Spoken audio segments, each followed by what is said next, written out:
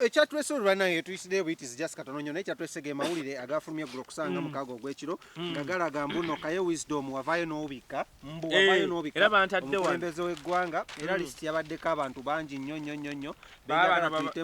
babasomere obayinaawo nange kambasoma n'okusimu yange capu kuba naawe obayinaawo eyasoose kuliko Fred Lumbuye aka Chemical Ali ng'ono asinzira mu ggwanga lya Ttake Edi Mezaya mutabani mumanyi we Sweden Penge aka Lucifer nono we Sweden Kojja omugezi aka oyo we Ireland then kuddako Kabuye ekiba oyo ne yasooka simanyi Kojja bitya nali simanyi namumanya we Boston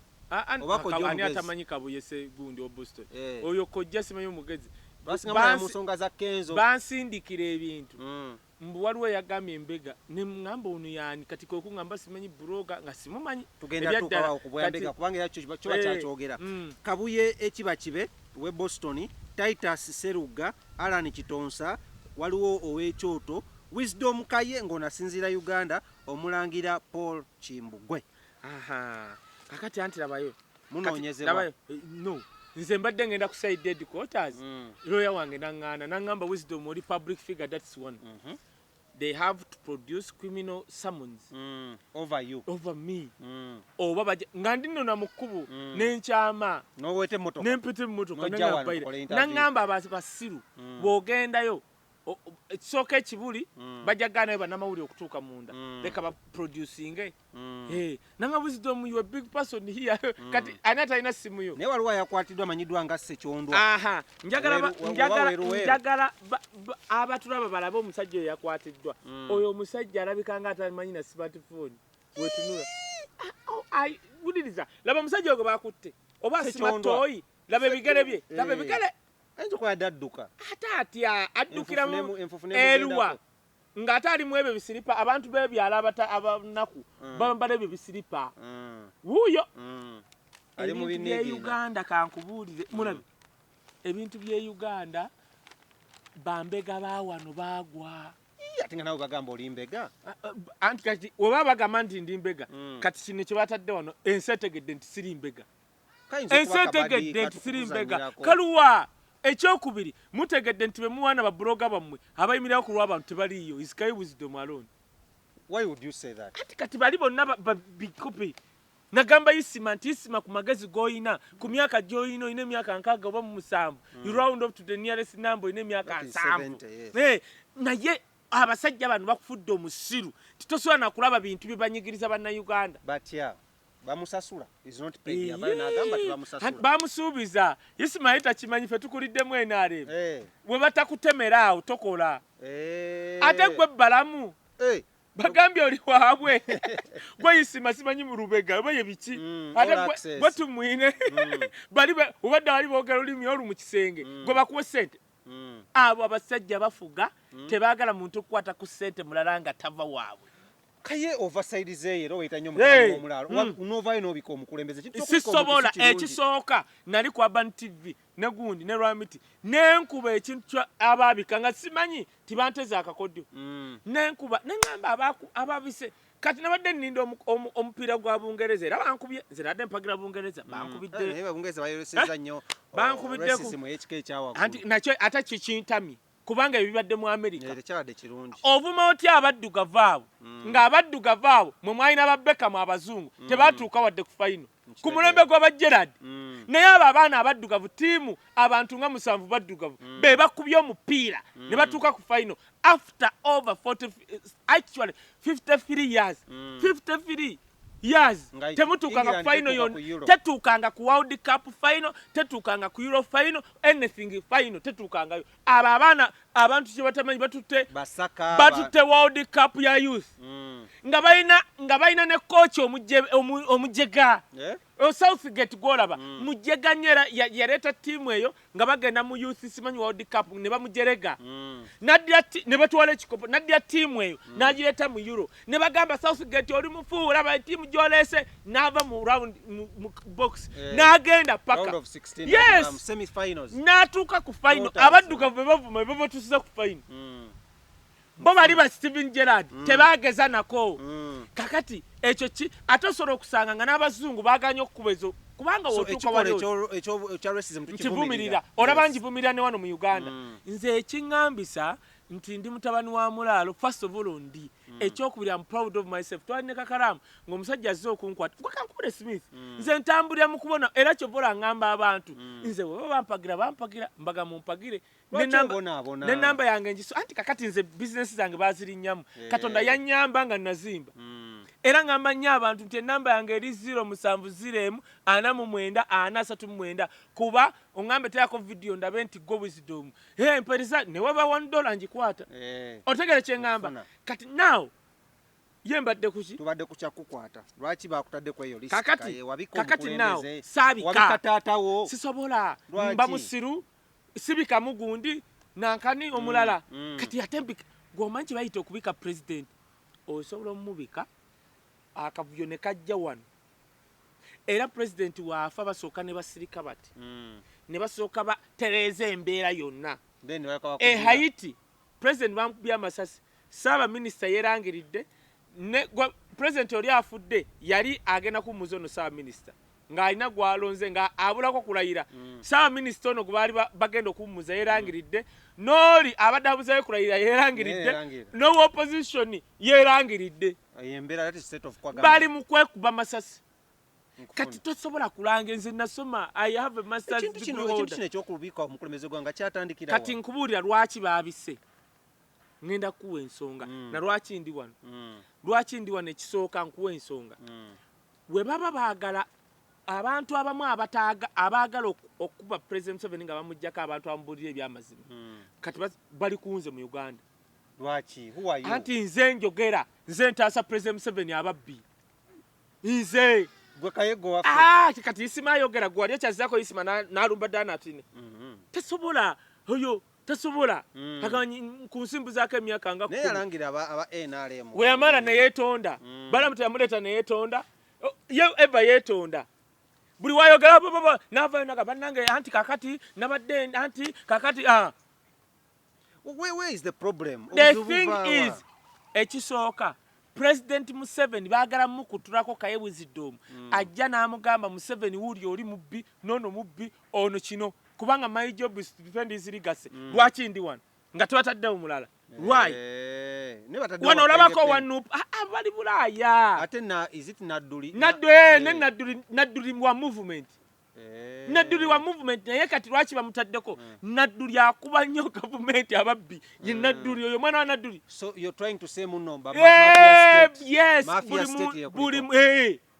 kati president we yayogedde omanyi kati banoonya we bankwatira mu ttaka n'empaabira police era omusawo guli mukundi civil court ekyansasa we baawaayo empaaba yaabwe bagamba basooka ne bagamba nti ettaka lya Munnakenya empaaba eriyo era we tuddamu kooti nja bayita baawaayo empaaba yaabwe nga bagamba ettaka lya Nema tumanyi mu bibira ki Nema tesobola n'ogamba nti eyo ploti ya Nema tekiriiyo nasanyuka n'ebigere n'empanika anti kooti weddamu tugenda gamba Nema ereeta endagaano yagula ne kwani ababbi be wano we bakola naye nga bamaze okinteekako ku internet wisdom mubbi bankyayisa abantu kati kino bankuba baagala kunzita lwa nsonga baagala President Museveni bamulimbe kuchimbuno anti kati Museveni awulira byenjogera buli ddakiika nze nkuga for example billioni 3 zafuluma wano nga Museveni bagambye nti agenda kugula radio covid yasooka muwanga kivumbi naye agenda ne beemupiba bumwe factory bagenda otuukayo ne bakaza omu China najjayo radio egi gyali akoze bagenda ogikebera nga eriko made in China nga factory tekolangako radio kakati billioni 3 naye nga zikoze eki zigenze otegedde muganda wange ekyo kimu bucha covid atandika paka kati wano wetuli ministry ya health akajiwa trillion ngezo ngabiri tegulangako ddagala neri nalimu balala papa twalabye wa covidex anti wuliriza eryo lya muntu eddagala lye batugemesezza zonna dibadde donation India yasooka netuwa ate India yatuwa lwa nsonga teyatuwa nti etwagala nnyo yatuwa ku protecting abayindi bali muno abayingira ne bafuna empapula wano kyere France netuwa eddagala ly'okwegemesa lwaki twagiwa amafuta 70% agaffe tuli basiru bafala total twagala France tetwagala nnyo ensonga ya mpanku tuli basiru okola otya endagaano ng'amafutako 70% ogawadde toto nga Museveni yali agambye tuzimbe refinery Uganda minisita n'avaayo n'agamba the best deal is tugawe tuzimbe pipe tugafulumize Tanzania gamale gakomewo negwe eno Uganda nfu kati wenjogera ebyo waliwo benninya ku bugere kati nga baagala kunzijawo obalemesa ddiiru zaabwe buli ali mu ministry ya health alina apartment bali mu kuzimba we have privy to information baveyo mbabye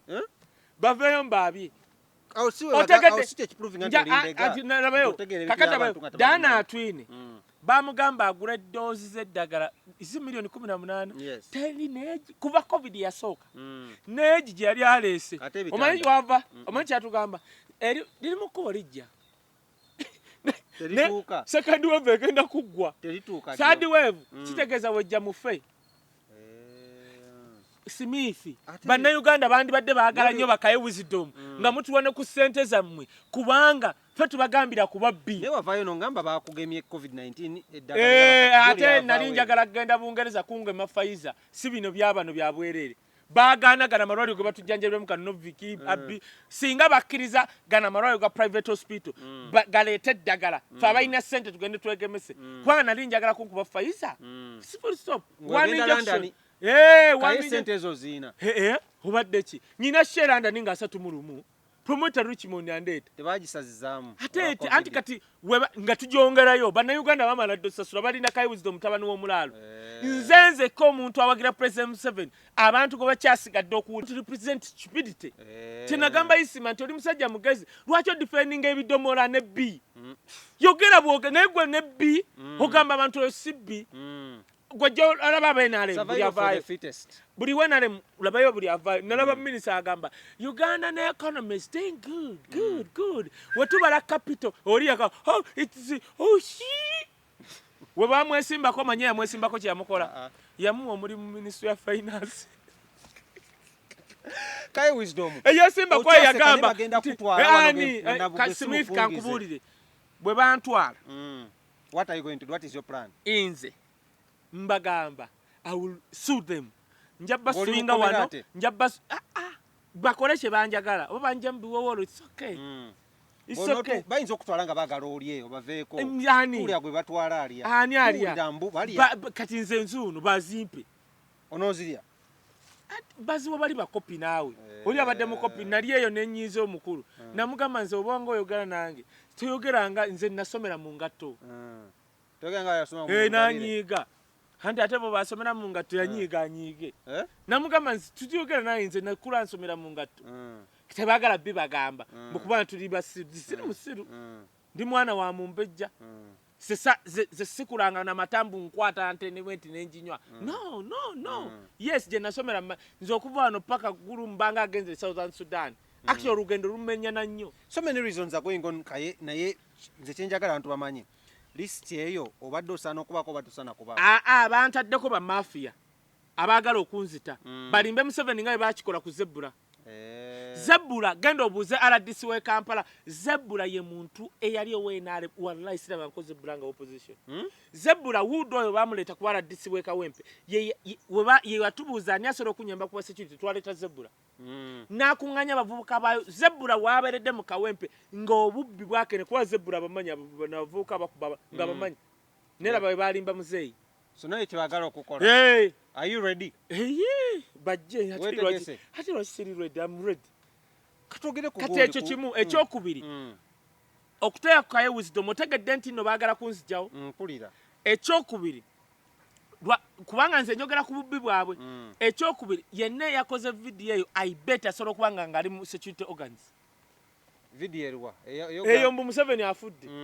ongambe eriwero mbu musajja ali ezakwata na network batwage social handles Smith wasoma okoze video egenze viral oyo weruweru kubakutte abagezi bambega bandi badde bagamba ono gwe tukutte mulabe social handle ye yateekayo kino ku mulundi bweguti tebagitulaga bagamba kimu tumukutte gwezo baziraze bazikuwadde bagendeyo teriyo abagendeyo nze gweziri ezange era nataddeyo nti ngenda ku CID headquarter looya wange nakutaka togenda mbasiriwe public figure bakuwandiikire oba babaagala bajje bakwate then utamutandikira bajje bankwate I'm here, I'm ready. Nze nayingira mu kintu ky'okudefendinga legacy ya President Museveni nga ndi ready. Manyi kye kikostinga. Manyi ababbi bawano babona babisaati boolaba tebatwagala. Gwe omusajja watuukira okutwala ekoni atali ekoni. Wojja nosale nga si ekoni. Kyaliwo na kyekyo. Batwala ekoni omufu. Ewa Genosale. Kati Genosale nga atuyise tutuule tusinkane ekoni. Nga amuleesa atudde. Nange nzize. Ne mbuuza ono gwe bagamba nga si ekoni. Si gwe mmanyi. Meeting yakoma. Kati olabo Smith olabo oli tatya n'aleeta ekoni omufu maaso ga Genosale na omufu. Way forward, what are you going to do for these allegations? Nze kanku okujjako nga banzise naye bansibe bye bajjamu enjala mbu ne bata I'm going to internationally ne wano nze tisiri bali basi. You have international connections. Nze Uganda nga mukyalwanisa ebintu bya human rights muri mukuba abantu bajja mu njala nti be bakuba muwala wa Katuma ne baleta mu kooti. President wegendereze waliwo omuntu ayagala okujjako abantu abakudefendinga kwalaali. Ekirungi President Museveni bino abiraba era abeereyo naga ekyo kimu. Ekyokubiri President Museveni gavumenti yo njirabula temukola ensobi oyo omusajja lumbuyo omulaba mu ttaka mumugendeko mpola. Lwaki? Mujja kola ensobi. But international police. Ati womba mumukwata ate mumukwata. Oyo musajja ebintu byayogera buli lunaku singa byonna byali bifu singa talina that audience tabyogedde kati. Muwagira okubika.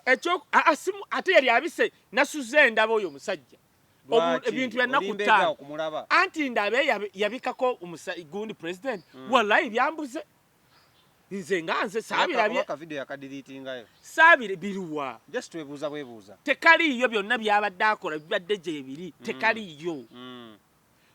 lumbuye byakola nsobola okwasibiwagira naye tesijja muwaayiriza kitegeera ky'ogamba sijja muwaayiriza bw'oba ogamba lumbuye mbuye yabika ebyo ebintu basobola okuba nga oli asobola kikola ng'ali mu security organ nga naye anoonya kukuba muzeeyi sasi. Nali wano omukulu nga Ruto azze vice president wa Kenya omukulu najjako mask n'atulaga muno yeye nga ntulaga ng'afuba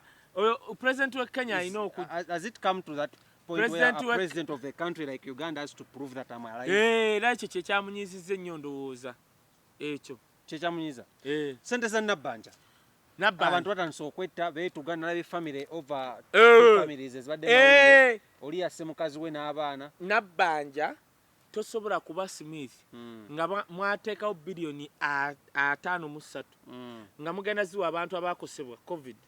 mu urban centers n'okuba essimu n'okubira omusajja nga ayogera nnyo oluzungu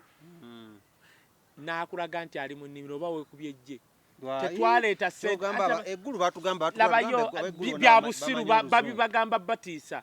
Hani Agambye tusiibayo boogera Luswayiri oluzungu lwe boogera luli broken ng'olw'omunayo abantu b'omu central wano ekiboogeza Oluganda si kubanga tebasobola kwogera luzungu they are proud of their language. Anti lwakuba abalumyamu abatali baawano mu Buganda abaagana ofuula Oluganda national language genda eggulu boogera Luganda genda mu west kati ne balikola batya bwe mulivaako lujja fuuka kubanga singa abamu central batandika okwogera Oluswayiri singa national language mutusibyeko Oluswayiri n'Oluzungu abantu b'omu central boogera Oluganda because they are proud tekitegeeza nti tebamanyi Luzungu. Ne mama Fine yali mukomba box ayogera Oluzungu ataasoma ng'oŋŋamba ayogera ebigambo 3-4 n'otegeera bamanyi Oluzungu lwakubanga they are proud of their language. So why are families killing themselves? Kakati labayo tosobola kuŋŋamba Nabbanja nti okubidde omuntu ali mu nnimiro ng'ate mwagamba ab'omu kyalo abalina emmere mu nnimiro temujja bbawa eyo gye kyokka gw'okubidde weggulu. Ogenda kulaba Nabbanja nga omwaka guyiseeyo nga bali mu munoonyerezaako handling oba misuse of that money. COVID relief money. Sente zino katwebuuze muzitambula zitya kazo nakyogedde chairman wa Young Wisdom ndabye abantu bana be nali manyi ku list gye nakoze twagikola ne tugitwala nekomawo abantu bana babiri bafu omu mugagga omu gwe mmanyiiko kale aliko mu mbeera embibi bimu naye bonna abasigadde tetubamanyi ninga bwe bagenda osindikira ku lisiti ezaakomyewo nga nawe kale toliiko wali wewandiisa sisobola kubeeramu ezo ssente za bisiraani obanga ne chairman taliiko sisobola era wolaba erinnya lyange ng'omanya baalitaddeyo buteesi nze sibeeramu ezo ssente za bisiraani byabwe kunnange ne malambaako bakeera ne bagikuba bati ku social media esente z'ebisiraani ompe emitwalo 10 anti labayo kyenkugamba Smith eggwanga eritakugulirangayo kati kankubuli kyetwandikoze mufo ky'okuwa abantu emitwalo 10 omanyi kyewandikoze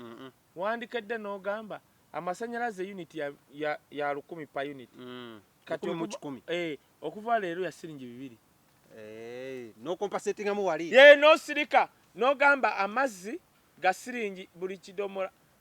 kya siringi mmeka 5 kati kya 10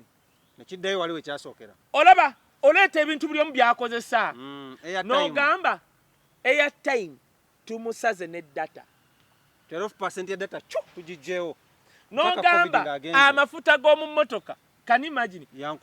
emmotoka tezitambula wallahi amafuta gasigala ga 14,200 lwaki tebagasala petrosenseni zaabo n'olabo petrosenseni zandigaye bannange abantu nga batatambula amafuta kankule Smith amafuta ku international level yonna gagwa covid yasooka 1 balo yali egula $1 1 balo ze liters 10 dola emu kale kati jwale 10 ngegula lita 10 Uganda amafuta tegasalirwako wadde shilingi emu lwaki be banayini business eyo bagamba emitwalo 10 be bagendo zeewa tezigenda tukamba kubuulidde bandi badde bagamba kasooke tusale ku mafuta g'emmotoka ng'Rwanda bwe baakola ne munsi yonna tugambe liita y'amafuta buli atoba emmotoka tezitambula eze ku 10 by 50% ogambe data bw'oteekako 10 ofuna 1 GB ogambe airtime kati ne airtime eri kasanvu kakati ogambe amasanyalaze getwekolera gwe omanyi nti amasanyalaze getutunda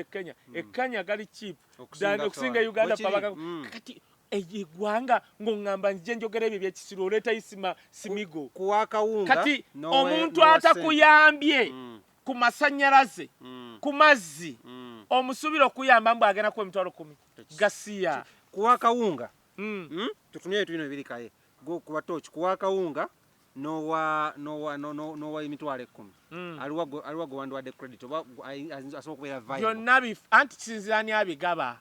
anti era anti katoli yali prime minister gundi ani kyaliwo wuliriza abigaba ono nabbanja atalina masters mu bibalo bya bano babbi tosobola mweteekako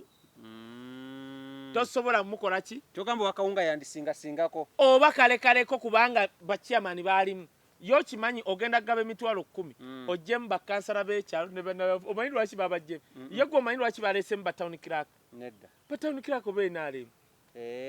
kati wallahi nkulayirira aga Katonda mugulu osobola okusanga n'amanya ge baataddemu bagajjemu gundi mu yerobuuku yaffe kaye nga tumaliriza way forward for you eri bannayuganda bakulaba na kimulanga kibakubira mbabuulira bino batandise otukanga kante bigenda tujja ku mulamwa President Museveni nkusaba protecting abantu baluutu bonna bakaaba bonna bakudefendinga batamere mirundi senior kaye wisdom muntanse kufulumira mu lupapula lwa mawule mbu nakubika bino baagala kukola bye bakola Zebula naye nze amulwadde wendi ate ensi eno mwabakola ebyo ebikyamu musigaze emyaka emeka n'abaana bammwe kye bagenda obbakola bannayuganda temulowooza nti obasirika bati basiru babatunuulira bababala bamanje mubeera n'abaana bammwe balinze kiseera kayihura asobola okukeera nga tasobola kutovolinga si bino bya Uganda ngamba mu nsi ez'eddala gwamanyi kye bagamba nti America ekuganye wano ebyobugagga byonna babiyoola who knew yagwa omanyi lwaki ono Eritu Mwine yakedde n'agamba ngenda ku advisinga President Museveni okola smooth transition akola soft landing ekyo bakiyita soft landing kikyasoboka naye mawe ajja kiwuliramu webale Kaye Wisdom abantu ku social media zo bakusanga bazimanyi zona genda ku Facebook page noonya nti Kaye Wisdom eyo page yokka eriko enamba y'essimu 0701 49 40 39 eyo enamba eri ku WhatsApp eri ne ku mobile money kuba gamba Kaye Wisdom natugayo tumukubira kubeerako ateako video olabe nga yenze kwata $10 $20